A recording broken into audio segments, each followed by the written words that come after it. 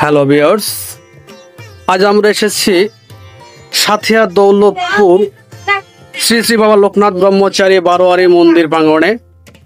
এখানে এসেছি আজকে বাবার আবির্ভাব তিথি উপলক্ষে। এখানে একটি ছোট্ট অনুষ্ঠান হচ্ছেন।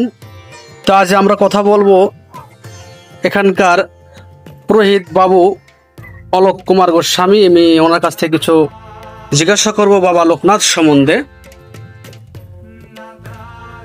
তো নমস্কার বাবু। হ্যাঁ, নমস্কার। নমস্কার। আসলে আপনাকে একটি প্রশ্ন করতে যাচ্ছিলাম যে এখানে বাবা লোকনাথের পূজা করেন আপনি কতদিন হলো? আমি তো আসলে অনেকদিন ধরে পূজা করছি এখানে।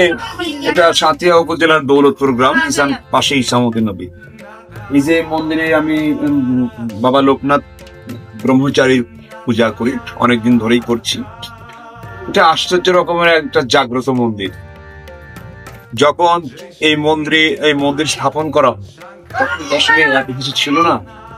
বাবার কৃপায়, এই লোকনাথ ব্রহ্মচারীর কৃপায় আজকে এই মন্দিরে অনেক কিছুই হয়েছে এবং অনেক ভক্ত বৃন্দ এখানে সমাগম হয়।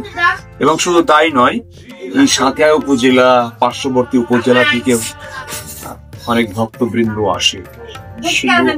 এই লোকনাথ ব্রহ্মচারী বাবার যে মন্দিরটা আছে, এই মন্দিরটা শুধুমাত্র যে জাগ্রত, এটা গুটি কতক লোক বলেন নয়, সবাই বলেন, মোটামুটি সবাই বলেন যে যা মানসা করেন, যার মনের আশা করেন সেগুলো পূরণ হয়। আজকে যেমন এক ভদ্র মহিলা একটা মনের আশা পূরণ হয়েছিল, সে এসে একদম দুধ দিয়ে গেল এবং প্রসাদের জন্য কিছু প্রণামী দিয়ে গেলেন। সুতরাং আপনারা অবশ্যই পারলে একটা নিরিবিলি পরিবেশের মধ্যে পাশেই এখানে ইসামতি, তার পাশেই হচ্ছে ব্রহ্মচারী লোকনাথ ব্রহ্মচারী মন্দির। এখানে আসবেন, একটা অনুকূল পরিবেশ, মনোরম পরিবেশ। আপনার এসলে অবশ্যই একটি মন্দির প্রাঙ্গণে বসলে আপনার মন প্রাণ জুড়িয়ে যাবে, সঙ্গে আপনি বাবাকে দর্শন করবেন। ধন্যবাদ। জয় বাবা লোকনাথ। আমরা তো সময় কথা বললাম এখানকার যিনি পুরোহিত, যিনি পূজা করেন, তার কাছ থেকে অনেক কথা শুনলাম। এখন আমরা কিছু কথা বলবো এই মন্দিরের সভাপতি বাবু সূর্য কুমার দাস। আমি তার কাছ থেকে কিছু কথা প্রশ্ন করব। নমস্কার বাবু। নমস্কার। আচ্ছা, আপনার কাছে একটি প্রশ্ন, এই মন্দিরটি কত বছর হলে স্থাপন করেছেন আপনারা? এই মন্দিরটি আমাদের বাবা লোকনাথ মন্দির প্রথম হয়, আজ 12 বছর পার হয়ে গেছে এবং এই মন্দিরে সভাপতিত্ব 12 বছর ধরেই করতেছি। কিন্তু এই বাবা মন্দির নিয়ে খুবই গর্ব করি। বাবা খুবই জাগ্রত এবং বাবার কাছে যে যা চায় সেই পায়। কিন্তু আপনারা সবাই বাবাকে ডাকুন, বাবার মন্দিরে আসুন। আপনারা আসলে হয়তো বাবার ইসেতে আপনারা শান্তি পাবেন, কাজে আসলে শান্তি পাবেন। এবং বাবাকে এই মন্দিরের যতটুকু আমরা করেছি আপনারা এগিয়ে এসে আর কাজ কাম করুন।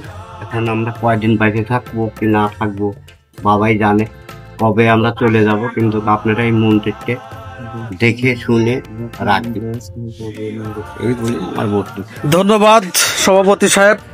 উনি বললেন সকল লোকনাথ বাবার সকল ভক্তবৃন্দকে আহ্বান জানালেন যে মন্দিরটির জন্য সবাই আসবেন দেখার জন্য এবং যে যা পারেন সহযোগিতা করে বাবার এই মন্দিরটি যেন সুন্দর করে মেরামত করা যায় এবং আরো সমৃদ্ধ সুন্দর করে এই মন্দিরটিকে সবার মাঝে তুলে ধরা যায়। এই দেখেন মন্দিরটির পরিবেশ খুব মনোরম এবং ইসামতি নদীর পারে, নদীর সাথে লাগোয়া একদম। আসলে বাবা লোকনাথের ইচ্ছা কিন্তু এরকম নদীর পাড়েই উনি নিজেকে সবসময়কে বসে রাখেন এবং তিনি বলেছেন যে আমার কোনো গৃহ নাই, আমি যেখানে থাকি সেটাই আমার গৃহ। জয় বাবা লোকনাথ। সকল ভক্তবৃন্দ আপনারা অবশ্যই জায়গাটি দেখেছেন। যারা আসতে চান এই মন্দিরে, যাদের মনের কামনা পূর্ণ করার জন্য আসতে চান তারা আসতে পারেন। এসে আপনাদের সবার মনের বাঞ্ছা পূর্ণ হোক এই কামনা করছি। জয় বাবা লোকনাথ।